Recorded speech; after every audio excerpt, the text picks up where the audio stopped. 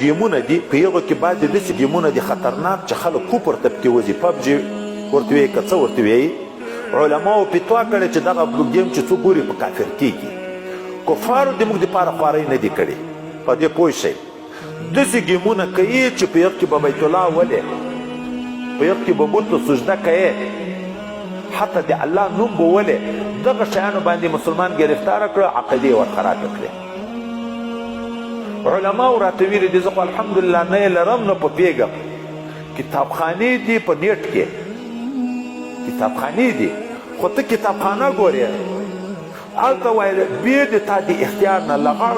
د ښځې عکس درته راشي لوڅ لغړ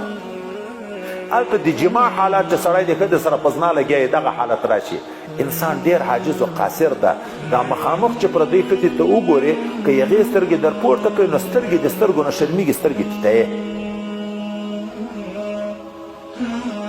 خو چې په عکس کې ګورې هغه انسان مخامخ نه درته ګوري او بل څوک دې نه ویني بیا انسان دومره نشي کړی چې نفس کنټرول کړي چې دغه نظر نه ځان وساتي بل دغه روپۍ بې ځایه مصرف کېږي بې د دغه نه چې څه دیني او دنیوي ګټه نه وي په مرتبه که مدرسه تر جوړه کې کتابو ممرکاتونه بیانونه پکې غږیې درس د استاد پکې غږیې خو مدرسه شوه پیغ کې بیا غلط شیان نه راځي خو تا ممرکات ده د بل لاسوهنه د کفارو مداخله نشته پکې خو دا فیسبوکو و هغه یې تا کنټرول نه ده روپۍ په تبذیر کې راځي موږ تاسو ته ترجمه مې کړې دي جلالین شریف مې ویلې ده ومن الناس من یشتری اللهو والحدیث چې ډمان راولې روپۍ ورکې عمر دې برباد شو چې څومره خلکو باندې دې دا سروزونه واورېده د هغو ټول عمر دې برباد شو خلک دې ګمراه کړه خپل ځان دې ګمراه کړه قرآن ویلي دي که نه دي ویلي په دغو کې داسې لهو الحدیث اخیستی کېږي بې فضول ما د تجربې دپاره کله کله چې زه په دا حالاتو زه ځان خبر کړم بیا بیان وکړم ورغلی ګیم شروع ده د وزې نه سکوټر جوړ کړی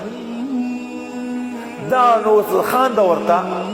په دغه پسې غږوا او پسې غږوا عمر برباد شو کل ما الحاک عن ذکر الله فهو حرام